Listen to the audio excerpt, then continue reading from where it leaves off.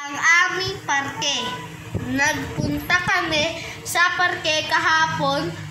Kasama ko ang aking mga kaibigan at masayang nagkwentuhan,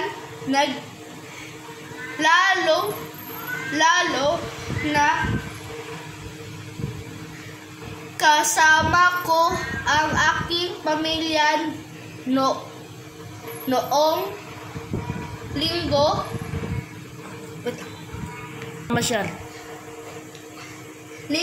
Namamasyal sa parke at sama-sama kaming namamasyal sa parke at nagpipiknik.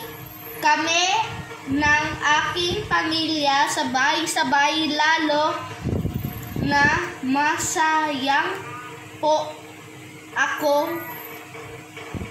Kasama ko sila lahat, ang aking pamilya at mga kaibigan.